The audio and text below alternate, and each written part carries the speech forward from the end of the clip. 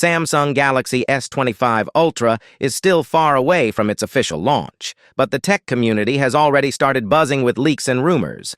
Today we have got an exciting leak about the Galaxy S25 Ultra, so hold on to the video for a moment and subscribe to our channel in case you forget later. According to Ming-Chi Kuo, the Samsung Galaxy S25 series will feature Qualcomm's chipsets exclusively. This shift is due to difficulties in the production yield of Samsung's 3nm process, which is intended for their next Exynos chip, the Exynos 2500. In the Galaxy S24 series, about 40% of the chipsets were supplied by Qualcomm. The Snapdragon 8 Gen 3 was used in all models of the Galaxy S24 Ultra, while the Exynos 2400 powered the Galaxy S24 and S24 Plus in most markets outside the US, Canada, China, and Japan. The return of the Exynos chip in the Galaxy S24 series disappointed some fans, although the Exynos 2400 proved to be a capable chip, despite not quite matching the Snapdragon 8 Gen 3. Information about the Exynos 2500 remains limited. Some rumors suggest it might match or even surpass the Snapdragon 8 Gen 4